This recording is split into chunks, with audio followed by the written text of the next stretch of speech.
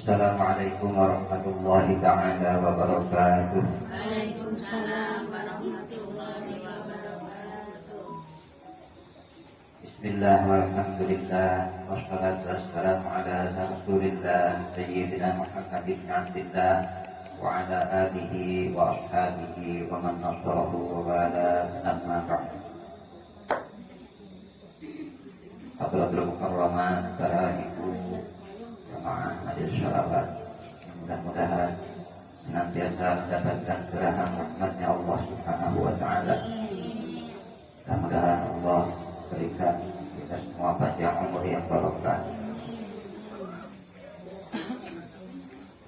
istihah wal afiyah, dan mudah-mudahan Allah juga memberi kita semua dengan rezeki yang banyak, yang halal dan juga barokah.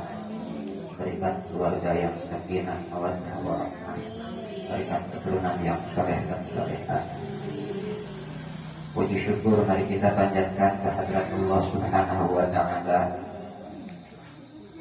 Salawat beserta salam semoga senantiasa tercurah pada junjungan kita Nabiyana wa Habibana Muhammad sallallahu alaihi wasallam, juga kepada keluarganya, para sahabatnya, para tabi'in atau tabi'in. Mudah-mudahan juga sampai kepada kita semua, sehingga kita semua tercatat dan juga diakui sebagai umatnya dan mendapatkan syafaatnya nanti di yaumul jaza wal hisab. Amin ya Allah ya Rabbal alamin. Para ibu yang dirahmati Allah Subhanahu wa ta'ala, alhamdulillah atas qudrat serta nikmatnya Allah Subhanahu wa ta'ala, kali ini kita bisa menyambung apa yang terputus di pekan yang lalu dalam taklim kita mengenai pembahasan syurutus sihhat. Ini hal yang sangat penting karena menyangkut dengan ilmu hal. Dawuhnya Rasulullah sallallahu alaihi wasallam, talabul ilmi fardhatun ala kulli muslimin wa muslimatin. Menuntut ilmu itu diwajibkan, fardu ain. Fardu ain itu nggak bisa diwakilkan, harus masing-masing semua orang menuntut ilmu. Jadi nggak bisa diwakilkan, saya diwakilin anak, atau saya diwakilin orang tua saya udah pintar jadi saya nggak ini, atau saya diwakilin suami saja, nggak bisa. Tapi fardu ain, setiap individu diwajibkan menuntut ilmu selama orang tersebut mengaku sebagai muslim atau muslimah. Kapan diwajibkannya menuntut ilmu? Minal mahdi ilal lahdi, dari sejak dia berada di buayan ibu sampai terbaring di liang lahat. Jadi kalau mau berhenti menuntut ilmu, buru-buru aja berbaring di liang lahat, gak usah diantarin, masuk sendiri ya, gali sendiri, jadi gaknya saya. Tetapi dawuhnya ulama dijelaskan, la yuqtaradu talbu kulli ilmin, la yuqtaradu talbu ilmin. Tidak diwajibkan menuntut semua ilmu, tetapi hanya diwajibkan menuntut ilmu hal. Jadi nggak harus semua ilmu dituntut, ilmu apa aja diambil. Karena pada dasarnya semua ilmu itu baik, yang nggak baik kadang-kadang penggunaannya, oknum yang menggunakannya. Ilmunya copet kalau dipakai sama polisi jadi manfaat, ilmu ngintip dipakai sama intel jadi bermanfaat. Tapi kalau dipakai sama masyarakat umum, awam kayak kita, jadi perusuh, orang diintipin. Tapi kalau intel manfaat. Pada dasarnya semua ilmu itu baik, tetapi kita tidak diwajibkan menuntut semua ilmu yang ada di dunia. Kenapa nggak diwajibkan menuntut semua ilmu? Nggak cukup umurnya? Yang buat menuntut ilmu, apa umurnya ada berapa? Umurnya berapa tahun kira-kira Bu kontraknya? Nah, nggak tahu. Kirain ada yang udah kontrak. Saya 40 aja umpamanya, sudah lewat. Nah,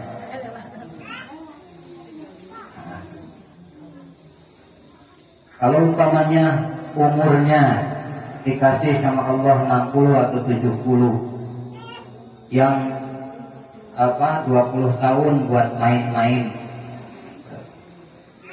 sisanya dari 20 masih ada 50. Itu juga dari 24 jam 70%-nya juga buat main-main. Kapan menuntut? Gak cukup waktunya. Sehingga kita hanya diwajibkan menuntut ilmu hal, ilmu tingkah sehari-hari. Jadi gak memberatkan. Ilmu tingkah kita sehari-hari, apa yang kita lakukan sehari-hari itu yang wajib kita pelajari. Nah, makanya kalau di pesantren jarang dipelajari tentang manasik haji. Kalah sama anak TK. Anak TK baru lahir udah belajar manasik haji. Di pesantren itu yang maha santri belum belajar manasik haji. Kalau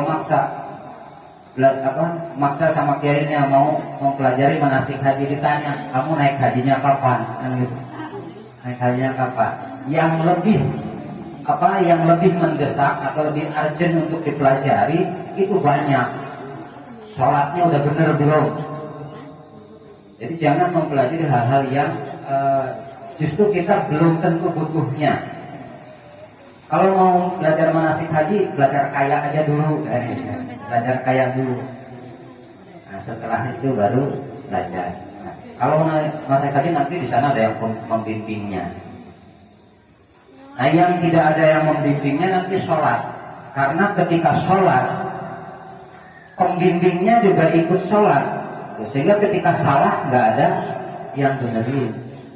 Makanya dipelajari setiap hari selama kita masih merasa sebagai muslim. Diulang-ulang. Karena kita diulang-ulang ini belajar sholat udah berapa tahun, masih aja ada yang lewat. Padahal syaratnya sholat 8, rukun sholat 14, batalnya sholat rukunnya sholat 17, yang membatalkan sholat 14. Itu dari 3 hal itu masih aja ada yang lewat. Pas dibahas masih ada, oh jadi begitu. Nah, padahal cuma segitu, usianya udah mendekati liang lahat, udah bau tanah. Jadi sehingga kita diulang lagi, jangan sampai bosan bahasanya itu juga, itu lagi. Padahal pas dibahas masih tetap ada yang baru dengar, oh ternyata begitu, saya baru dengar. Bukan berarti enggak ada ilmu lain yang harus kita pelajari, ada gitu. Cuma yang lebih penting bagi kita pelajari sekarang itu ada. Bisa aja nanti dibukakan Sahih Muslim atau Sahih Bukhari. Cuma nanti yang ada malah puyeng. Itu sebetulnya ngapain, pembahasannya tentang apa? Karena di sana belum detail, belum rinci apa pembahasannya. Tentang kaifiyahnya salat belum ada. Salat itu harus takbiratul ihram harus ngangkat tangan. Ruku itu harus merundukkan badan sebatas mana, itu enggak ada. Di dalam hadis, di dalam Al-Quran itu tidak dibahas secara detail seperti itu. Jadi masih tersembunyi dalam makna-makna yang sir, yang tersembunyi di balik kalimat yang sangat kompleks penafsirannya. Nah, nanti kalau salah tafsirnya, salah juga kita mempraktekkan. Sehingga di sini kita lanjutkan tentang syurutus sholat. Kita ulang lagi, syaratnya sholat yang tertera di sini ada 8. Walaupun mungkin nanti ada juga yang lain yang bilang 10, atau mungkin ada lagi yang dengan jumlah yang lain. Di sini sebutkan 8. Bukan berarti berbeda secara taksilnya, tapi yang berbeda itu secara jumlahnya.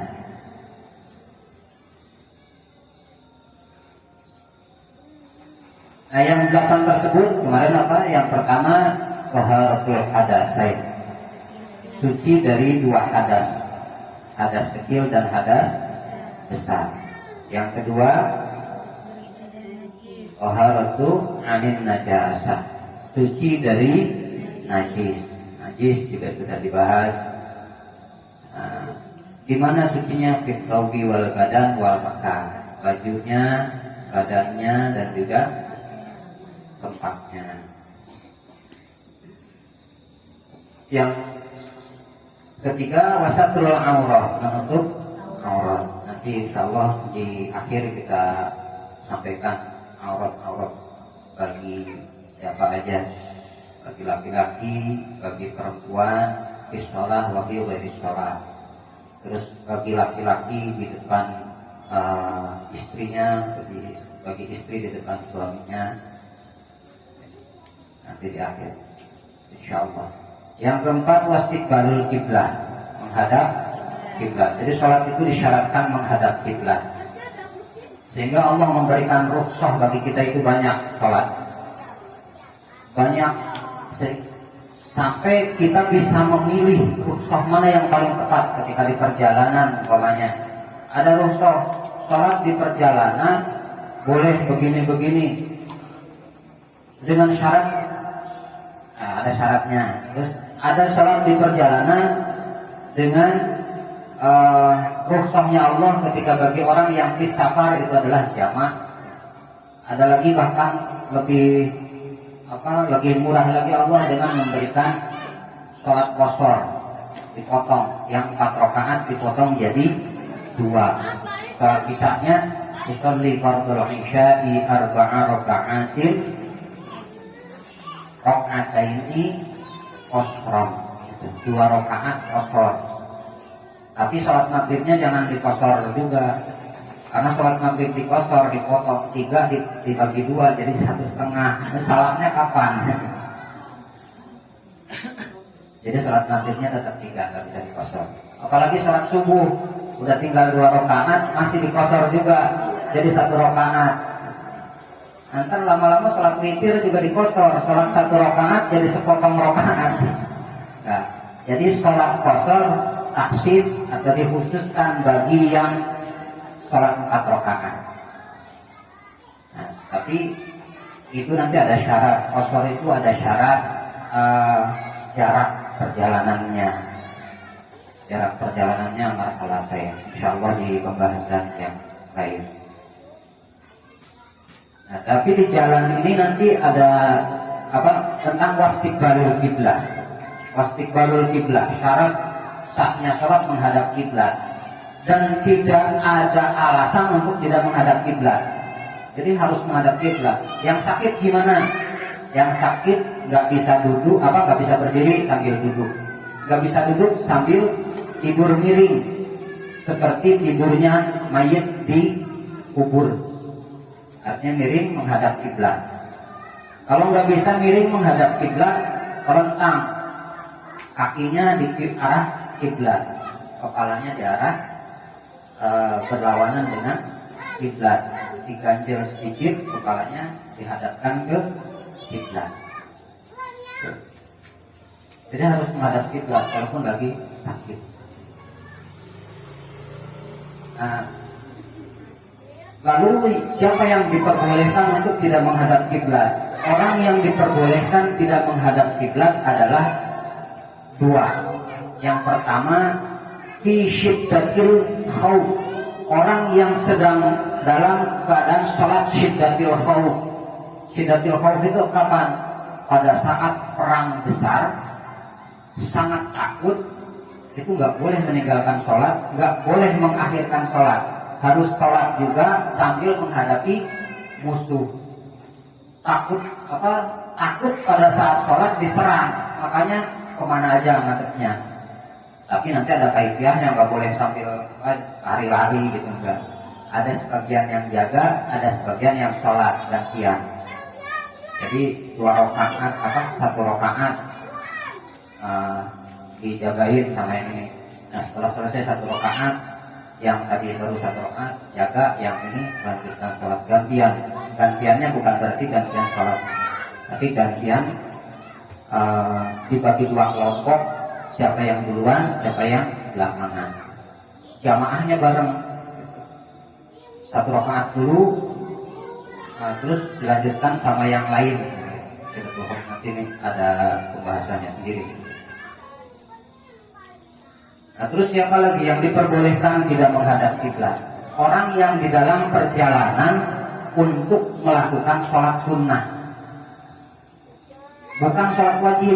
Jadi yang di perjalanan boleh tidak menghadap kiblat itu orang yang melakukan sholat sunnah dengan syarat pas takbiratul ihram menghadap kiblat.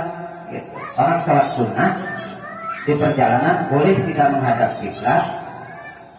Lah kalau sambil jalan maksudnya, kalau di masjid ya tetap harus menghadap kiblat. Jadi jangan mentang-mentang di jalan boleh nggak menghadap kiblat, pas di masjid sholatnya muter, akhir menghadap kiblat, terus pas ruku menghadap utara gitu. Enggak. Karena ada yang negur, "Duh Pak, kok sholatnya muter-muter, Bu, muter-muter." Udah diam aja, kamu mah nggak tahu ilmunya. Padahal kita yang ilmunya baru sepotong. Boleh menghadap kiblat, tidak menghadap kiblat ketika sholat sunat di perjalanan, maksudnya perjalanan sambil jalan. Jadi kita naik kendaraan atau kita sambil jalan sholat, ada kaifiahnya, ada tata caranya. Tapi pada saat takbiratul ihram itu harus menghadap kiblat. Lalu yang harus menghadap kiblat itu apa? Wajahnya kah? Atau kakinya atau apanya? Yang harus menghadap kiblat indal qiyam, ketika berdiri, wa indal qu'ud, dan ketika duduk itu adalah sadriha, dadanya. Dadanya yang harus menghadap kiblat. Makanya kalau umpamanya dadanya berubah kayak gini, itu batal. Berubah tidak menghadap kiblat, sholatnya batal. Lalu ketika ruku yang menghadap kiblat adalah anggota tubuh yang bisa ditetapkan menghadap kiblat, yaitu ujung jari kakinya. Ujung jari kakinya tetap menghadap kiblat. Ketika sujud begitu juga. Ketika sujud ujung jari kakinya harus menghadap kiblat. Jadi tekuk, ketika sujud kakinya itu ditekuk. Ujung jarinya harus tetap menghadap kiblat dari kakinya. Jadi jangan ketika sujud kakinya malah diangkat. Kalau diangkat jadi nggak menghadap kiblat. Diangkat sambil kakinya goyang-goyang, batal. Karena salah harokatin, 3 kali berubah, 3 kali bergerak di dalam sholat yang berturut-turut itu membatalkan sholat. Insyaallah nanti ada pembahasannya seperti ini. Ini baru dan yang selanjutnya wadukhulul waqti. Syarat sahnya sholat yang kelima adalah harus sudah masuk waktu. Jadi nggak boleh sholat di luar waktu, itu nggak sah. Sholat di luar waktu nggak sah. Saya kan di luar waktunya lebih cepat. Jadi zuhurnya jam 12 plus berapa? Plus 3 menit, dia sholat jam 12 tepat sebelum zawal. Saya mau lebih cepat, jadi harusnya lebih banyak pahalanya. Enggak, tetap nggak sah sholatnya. Tetap nggak sah sholatnya. Tetapi ketika dia sholat ternyata belum masuk waktu setelah ijtihad. Setelah ijtihad dalam arti dia mengira, dia merasa bahwa itu sudah masuk waktu, terus dia sholat. Dan setelah selesai sholat dia baru sadar, ternyata belum masuk waktu, sholat lagi. Yang tadi diganti sama Allah dengan pahala sunnah. Ya, tetap sholat lagi. Karena yang tadi gak sah sebagai sholat fardu. Kecuali kalau dia tidak tahu bahwa tadi belum masuk waktu. Tapi kalau umpamanya pura-pura nggak tahu, pura-pura nggak tahu aja, siapa tahu malaikat tertipu, nggak bisa.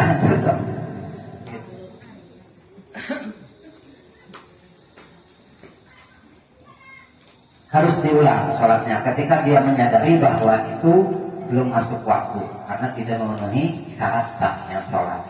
Dan yang tadi dihitung sebagai pahala sholat sunnah. Tapi kalau dia sholat tanpa ijtihad, artinya yang penting udah sholat dan ternyata belum masuk waktu, maka sholatnya sebagai sholat sia-sia dan dia termasuk orang yang faitah, orang yang meninggalkan sholat. Sholatnya dilakukan, tapi dia tercatat sebagai orang yang meninggalkan sholat karena dengan sengaja sholat di luar waktu.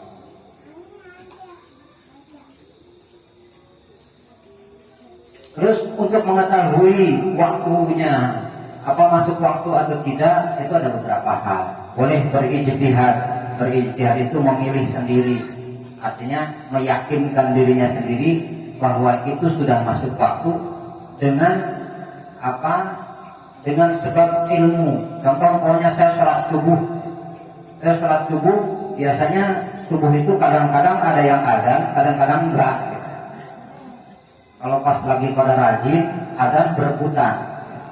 Kalau pas lagi nggak rajin, bukan nggak rajin, nggak usah disebut dah. Nah, kalau pas lagi nggak ada yang azan, nggak ada, sepi di mana-mana. Terus mau tahu waktu masuk waktunya gimana? Tahu masuk waktunya? Oh iya, ternyata saya dulu pernah ngaji bahwa suara kokok ayam menandakan fajar, menandakan keluar fajar. Karena jadi dalam salah satu kisah atau dalam salah satu dawuhnya ulama itu diceritakan bahwa Allah itu menciptakan malaikat yang berwujud ayam di langit sana. Jadi Allah menciptakan satu makhluk ayam gede, bikin kabirin, ayam yang gede ditaruh di langit sana, yang mana pekerjaannya adalah bertasbih sama Allah. Makanya tasbih, subhanallah, dia memahasucikan Allah. Dan setiap waktu atau setiap fajar itu keluar, fajar itu datang, terbit fajar, ayam tersebut akan bertakbir, Allahu Akbar. Dan takbirnya ayam besar tersebut disambut oleh ayam-ayam jantan seluruh dunia. Mereka berkokok, Allahu Akbar. Makanya ketika mereka berkokok, ada kokok ayam di waktu fajar, itu adalah takbirnya mereka memahabesarkan Allah di awal hari. Jadi azan mewakili azan, artinya mengawali azan bagi seluruh insan.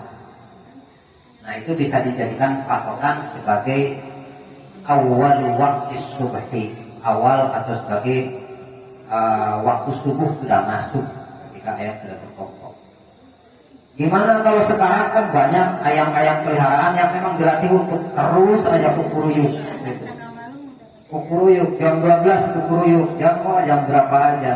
Nah, itu berarti kita harus beristihad lagi pokok ayam yang mana. Ntar malah ada kukuruyuk, kalau kukuruyuk ayam di luar fajar, jadi asumsi yang macam-macam. Opininya beda-beda. Oh, ini ada kejadian ini, ada kejadian itu. Ayam aja digituin. Ayam aja bisa menipu. Padahal bukan ayamnya yang nipu, manusianya yang terlalu bodoh. Sengaja pengen ditipu sama ayam. Atau ketika ada suara himar, ketika bisa menandai awal waktu fajar, awal waktu subuh, awal waktu maghrib melalui perbintangan, melalui bintang. Ketika kalau di laut, gitu kan katanya nenek moyang kita para pelaut, berarti harusnya tahu bintang ini keluar di waktu apa. minta gitu. Sekarang kita ditanya itu bintang apa, nggak tahu kan? Nggak tahu. Melihat bintang aja nggak pernah kan orang di sini. Berapa tahun sekali melihat bintang? Nggak pernah. Nggak pernah. Kehalang asap apa kehalang males, sudah banyak lampu. Kehalang Android yang jelas sama kehalang sinetron. Jadi udah nggak minat lihat bintang. Nah itu bintang bisa dijadikan sebagai patokan, sehingga pada akhirnya timbullah ilmu falak. Ilmu falak, ilmu yang menentukan nanti waktu terbitnya fajar kapan, jam berapa, itu menggunakan ilmu falak, ilmu perbintangan. Nah, ketika ada jadwal sholat, jadwal imsakiyah, nah itu menggunakan ilmu falak. Oh, hari ini tanggal sekian, subuhnya jam sekian, sekian menit, itu menggunakan ilmu falak. Atau awal menentukan atau isbat tanggal 1 bulan Ramadan dilakukan dengan ru'yatul hilal, itu juga menggunakan ilmu falak, ilmu perbintangan. Jadi tidak semua ahli nujum itu musyrik. Tidak semua ahli nujum musyrik. Jangan selalu orang-orang yang berhitung tentang perbintangan itu dianggap sebagai musyrik, karena bisa jadi memang itu digunakan untuk hal-hal kebaikan. Kembali lagi bahwa ilmunya tidak salah, ilmunya tidak buruk, semua ilmu itu baik. Penggunanya yang kadang-kadang menyalahgunakan menjadi keburukan. Yang salah itu penggunanya. Yang tadi itu ilmunya intel dipakai sama orang Bogor, dipakai ngintip tetangga. Ilmunya presenter, ilmunya penyiar berita dipakai sama ibu-ibu, jadi bergosip di mana-mana. Si anu begini kalau begitu. Terus ilmunya apa? Ilmunya presenter, ilmunya penyiar, ilmunya salah, kadang-kadang salah penggunaan. Nah, ilmunya benar. Dan lalu selain berijtihad menentukan waktu itu dengan cara apa lagi? Dengan cara taklid atau dengan kabar dari orang lain yang bisa dipercaya. Dengan contohnya azanul muadzin, ada azan dari muadzin. Makanya azannya harus azan yang al-arif, muadzin yang bijaksana. Muadzin yang bijaksana yang seperti apa? Bukan muadzin yang usianya di bawah 5 tahun gitu. Azan anak-anak kan azan kapan aja, yang penting ini udah dekat waktu zuhur, berebut azan, karena seneng bukan azannya, mainan speakernya. Jadi berebut, waktunya belum masuk ternyata. Nah, jadi azan anak kecil tidak bisa dijadikan sebagai patokan masuk waktu sholat. Jadi jangan ketika pas azan, ini si anu udah azan, anak kecil dia langsung sholat, ternyata belum waktunya.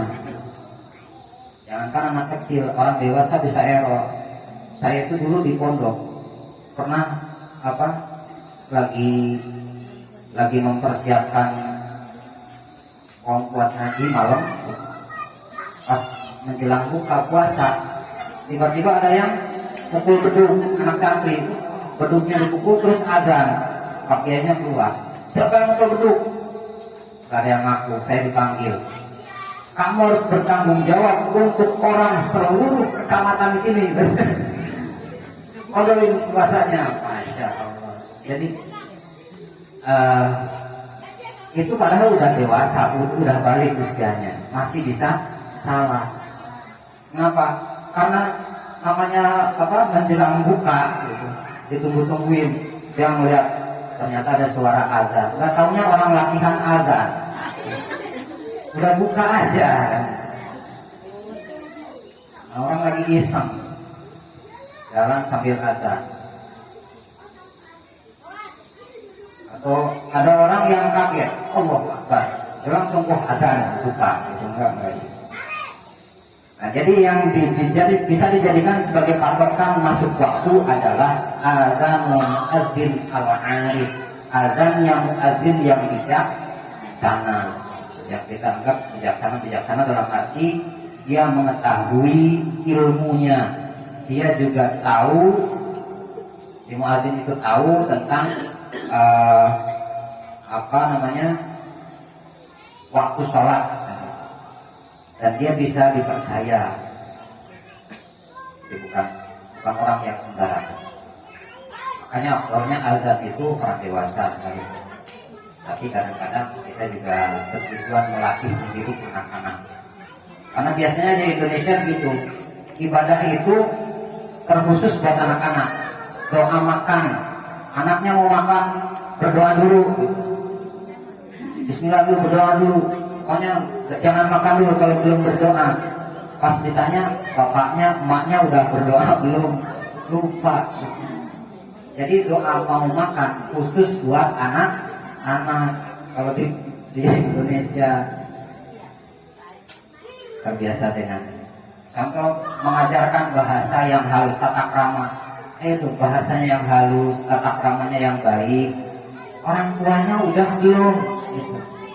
Anaknya dipaksa untuk sopan, untuk santun, tapi orang tuanya mencontohkannya kesehariannya nggak ada, sehingga visualnya anak itu menangkapnya apa? Anak itu menangkap visual yang berbeda dengan yang diajarkan.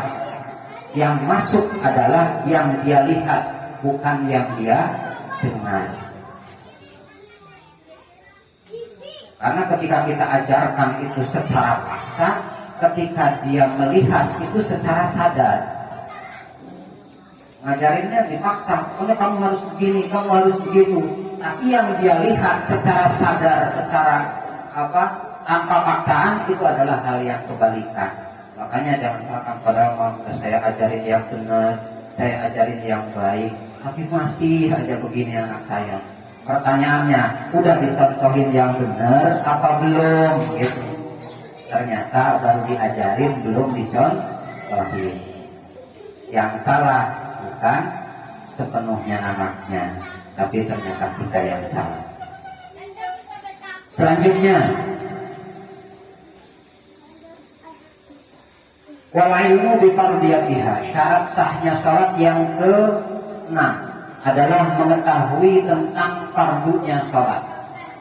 Dia tahu bahwa sholat yang dilakukan adalah sholat fardu, bukan sholat sunnah. Ini taksis bagi orang-orang yang tidak pernah ngaji. Jadi khusus bagi orang-orang yang tidak pernah ikut taklim, itu harus tahu bahwa syarat ini dikhususkan bagi orang yang di sini disebutnya sebagai al-la'ama, orang yang bodoh, orang yang tidak tahu tentang kefarduan sholat. Jadi dia nggak tahu sholat fardu itu ada berapa waktu, sholat apa aja. Nah, pas dia lihat ada orang sholat, ya ikut sholat, itu harus tahu bahwa sholat yang dikerjakan adalah sholat fardu. Jadi nggak cuma ikut-ikutan. Nah, kalau dia nggak tahu bahwa itu sholat adalah sholat fardu, maka nggak sah sholatnya sebagai sholat fardu. Yang berapa tadi? Ketujuh, wala yang takidah fardhan min furudiha sunnatan. Ini juga sama taksis dikhususkan bagi orang-orang yang dianggap tidak mengetahui tentang ilmunya sholat. Dia harus tidak boleh mentekadkan atau mengintikodkan fardunya sholat sebagai sunnah. Contohnya ini banyak orang yang baca. Di dalam sholat yang kita tahu itu sholat adalah ma yuftatahu bitakbir. Diawali dengan niat takbiratul ihram, takbir Allahu Akbar, dan diakhiri wa yuftatahu bis taslim, diakhiri dengan salam, assalamualaikum. Itu udah selesai sholat. Jadi di tengah-tengah antara takbir dengan salam itu masih ada kaifiah yang kita lakukan. Ada baca doa iftitah, ada baca Fatihah, ada ruku, mengangkat tangan, terus ruku, apalagi baca tasbih pada saat ruku, i'tidal, baca hamdalah rabbana walakal hamdu mil'as samawati wa mil'al ardi. Terus dia sujud membaca tasbih. Nah, di antara itu semua yang rukun yang mana, yang tidak rukun, yang bukan rukun yang mana, yang wajib yang mana, yang sunnah yang mana, yang sunnahnya hay'ah yang mana, yang sunnah ab'ad yang mana. Kira-kira kalau saya tanya begitu, udah bisa merinci belum? Belum. Nah, di sini disebut sebagai wa alla ya'taqida fardun min furudiha sunnata. Jangan fardunya dianggap sebagai sunnah. Jadi salat itu adalah qaulan wa fi'lan wa aqwalun wa af'alun.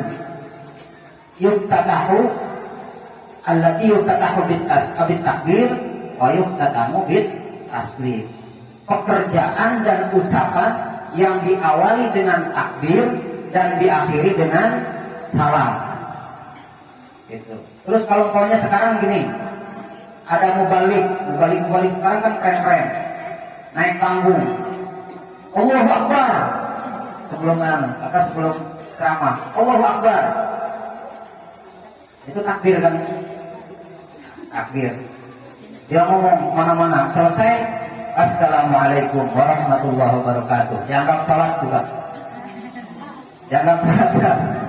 Nah, jadi detailnya adalah jadi sepakatnya semua para ulama tidak ada perbedaan pendapat bahwa yang namanya sholat adalah ta'rifnya sholat wa aqwalun wa af'alun yuftatahu bit takbir wa yuftatamu bit taslim. Pekerjaan dan perbuatan yang diawali dengan takbir dan diakhiri dengan salam. Jadi kalau yang tadi itu berarti termasuk sholat kalau berpatokan pada takrif yang itu. Hanya ternyata ada kaidah-kaidah yang kita pelajari, yaitu syarat sahnya sholat, ada rukun-rukunnya sholat. Rukun itu adalah bagian-bagian yang harus dikerjakan di dalam sholat. Pertama ada niat, takbiratul ihram, baca Fatihah. Jadi yang akwal, bacaan di dalam sholat yang wajib adalah pertama niat, yang kedua takbiratul ihram, Allahu Akbar. Jadi jangan cuma angkat tangan, mulutnya diam, karena itu enggak sah. Mendingan enggak ngangkat tangan tapi takbir, Allahu Akbar, tangannya langsung setekap, itu sah. Karena mengangkat tangan itu sunnah, yang wajib adalah takbirnya Allahu Akbar. Terus Allahu Akbarnya jangan juga harus detail, sesuai dengan huruf-hurufnya Allahu Akbar. Karena buru-buru Allahu Akbar diganti Allahu Akbar, yang harusnya alif hamzah diganti dengan wawu, Allahu Akbar atau Allah. Udah banyak ini. Nah itu harus terucap dari lisan kita dan terdengar minimal oleh telinga kita sendiri. Kalau tidak terdengar harus diulang, walaupun hanya satu huruf yang tertinggal. Begitupun juga dengan Fatihah. Tasydidnya nggak boleh lewat, Allahu Akbar, panjangnya juga sama. Karena ketika tasydid itu adalah kal harfaini, seperti dua huruf. Allahu Akbar di tasydid itu adalah lam ha.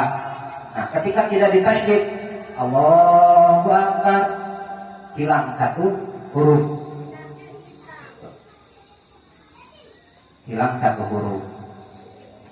Sama seperti ketika iyyaka na'budu wa iyyaka nasta'in, dibaca iyyaka na'budu wa iyyaka nasta'in, hilang satu huruf, yaitu double ya-nya.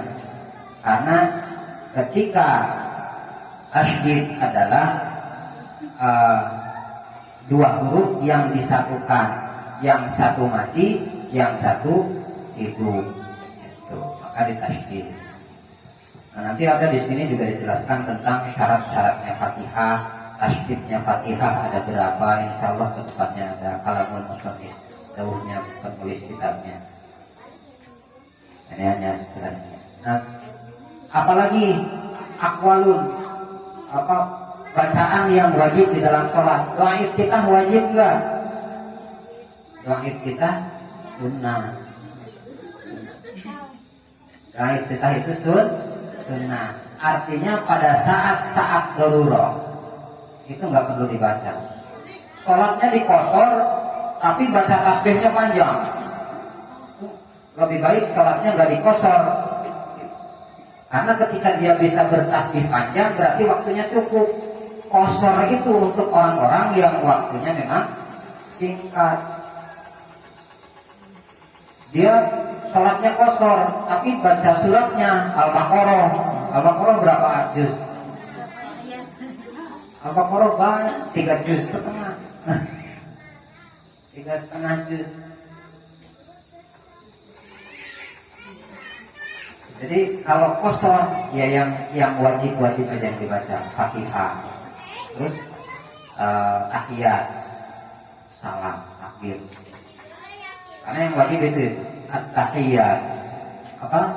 Pertama tadi niat, yang kedua takbiratul ihram, yang ketiga al-fatihah, yang keempat at-tahiyat akhir, yang kelima sholawat atas Rasulullah, atas Nabi.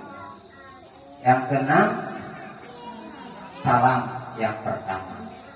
Yang ketujuh nggak ada, selesai. Lagi. Gitu. Jadi hanya itu. Ya sisanya itu sunnah. Tapi jangan jadi patokan. Wah saya udah tahu yang wajib itu, yang udah besok yang wajib aja, yang sisanya dilewatin. Enggak. Daripada ketinggalan Andin gitu. Andin dulu. Itu sinetron gak habis-habis masih aja ditonton. Ceritanya juga gitu-gitu aja. Sekarang nangis, ntar tawa, ntar bahagia, ntar lagi sedih. Sama aja begitu. Tapi ikut aja sedihnya, ikut aja marah-marah. Wah, bapaknya datang langsung dibentak, apaan sih? Padahal terbawa sama sinetronnya. Ya saya dengerin orang-orang lagi cerita. Sekarang jadi fenomenanya udah menular. Bapak-bapak aja cerita Andin. Aduh, bapak-bapak sudah terkontaminasi. Kadang-kadang saya juga takut. Nanti saya kalau lama-lama kebawa alay juga. Aduh, obrolannya udah mulai Andin. Nah ini nanti di upload YouTube, mudah-mudahan di endorse iklan. Iklan Andin. Selanjutnya yang terakhir wajibinabul mubtilat, menjauhi hal-hal yang membatalkan sholat. Apa aja yang membatalkan sholat itu nanti akan ada pembahasannya sendiri, satu pasal yang membahas tentang al-mubtilatus sholat. Di antaranya adalah hal-hal yang membatalkan puasa. Yang di antaranya lagi tadi ada salah harokatin. 3 kali gerakan mutawaliyatin yang berturut-turut itu membatalkan sholat. Jadi nggak boleh sambil bergerak, anggota badannya nggak boleh 3 kali bergerak berturut-turut. Kalau sholat berjamaah nggak boleh mendahului imam melebihi 2 rukun. Mendahului imam 2 rukun berturut-turut batal sholatnya. Atau mengakhirkan diri dari imam 2 rukun berturut-turut juga batal. Kembali lagi, kalau imamnya ruku ikut ruku, kalau imamnya tidak ikut tidak. Oh, tasbih saya belum selesai, dia bertahan dengan tasbihnya, imamnya nggak keburu sujud. Udah tasbih sujud yang pertama, dia masih tasbih ruku yang ketiga. Akhirnya bukan berjamaahnya yang batal, tapi sholatnya yang batal. Jadi yang namanya makmum itu harus ikut gerakannya imam. Gak boleh melambatkan diri atau mengakhirkan diri atau mendahulukan dirinya dari imam. Begitu juga dengan menambah rukun. Di sini kata rukunin, memperpanjang rukun yang seharusnya pendek itu juga membatalkan sholat. Rukun yang seharusnya pendek dipanjangkan. Harusnya ruku itu cuma cukup beberapa, dia panjangin terus panjang sampai anaknya di belakang yang makmum, ini orang sholat apa tidur kan? Sampai begitu, padahal lagi tasbih. Jadi dawuhnya Rasul itu pernah menegur seorang sahabat yang pada saat sholat jadi imam, beliau membaca surat yang panjang, itu ditegur sama Rasul. Jadi dawuh Rasul, singkatkan sholatmu pada saat kamu menjadi imam, panjangkan sholatmu pada saat kamu sholat sendiri. Kalau kita kembali, panjangkan sholatmu pada saat jadi imam, pada saat sendiri 2 menit nggak ada, itu kelar sholatnya. Tapi kalau pas jadi imam, sholat zuhur udah mau adzan asar itu belum kelar, mau asli aja surat yang kedua gitu. Enggak. Jadi dawuhnya Rasul itu harus melihat, Rasulullah itu melihat kalau pada saat sholat ada anak nangis, beliau akan mempercepat sholatnya, khawatir ada ibunya anak atau ada orang tuanya si anak yang dibutuhkan oleh anak tersebut. Makanya beliau mempercepat sholat. Beliau nengok ke belakang, yang makmum ini anak muda, aki-aki atau siapa. Kalau yang makmumnya aki-aki, beliau nggak berani terlalu cepat, nggak berani terlalu lambat, harus sedang-sedang saja. Kalau terlalu lama sholatnya, khawatirnya belum selesai sholat itu udah pingsan, udah sepuh. Kalau terlalu cepat juga pingsan. Kenapa? Mau bangun nggak kuat, nggak keburu ruku lagi.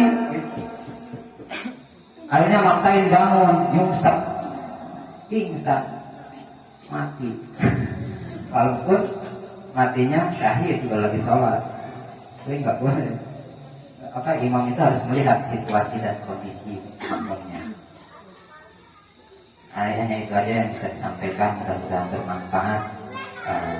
Yang kurang jelas silakan ditanyakan. Mudah-mudahan bermanfaat bagi kita semua, yang dan mudah-mudahan jadi sholat atau jadi amal kerja bagi musannif, dari para guru, para musannif mengajar kitabnya. Mudah-mudahan juga jadi sebab kita semua termasuk golongan orang-orang yang kafir, kami sudihi ilman, dan orang-orang yang tafaqquh fiddin. Akhirul qawli billahi taufiq wal hidayah wa ridha wal inayah. Assalamualaikum warahmatullahi wabarakatuh.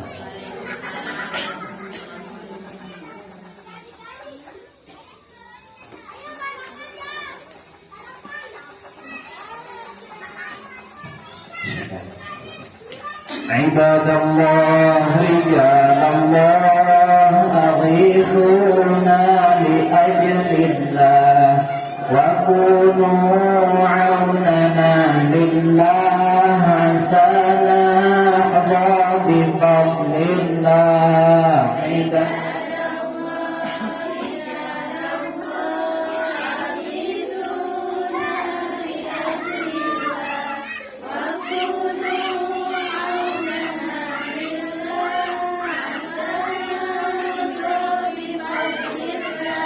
ويا أقطار ويا أمجاد ويا سادات ويا أحباب وأنتم يا أولي الألباب تعالوا وانصروا لله عباد الله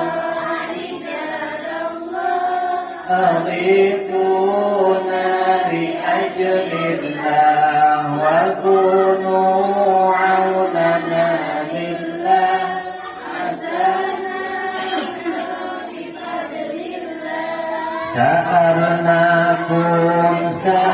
سألناكم وللزلفى رجوناكم وفي أمر قصدناكم فشدوا عزمكم لله عباد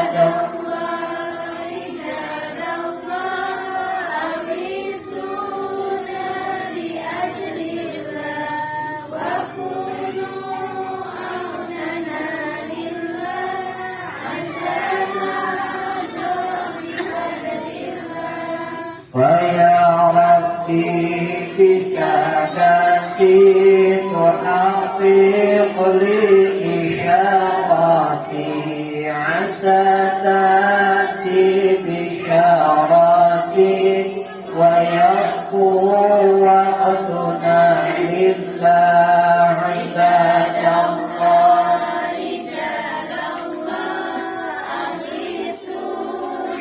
بأجل الله وكونوا عوننا لله عسانا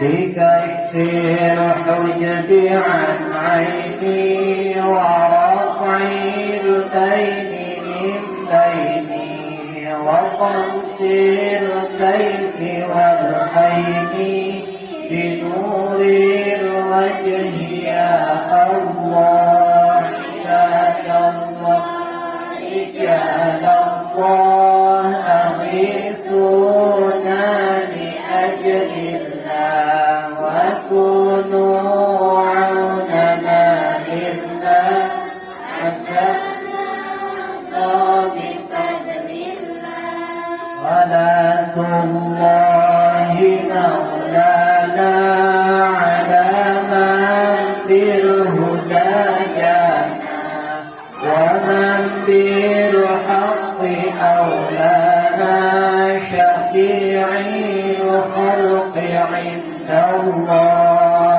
عباد الله رجال الله أغيثونا لأجل الله وكونوا عوننا لله عسانا بفضل الله لا إله إلا الله لا إله إلا الله لا إله إلا الله يحيي القلب ذكر الله لا إله إلا الله لا إله إلا الله لا إله إلا الله محمد رسول الله اللهم صل على سيدنا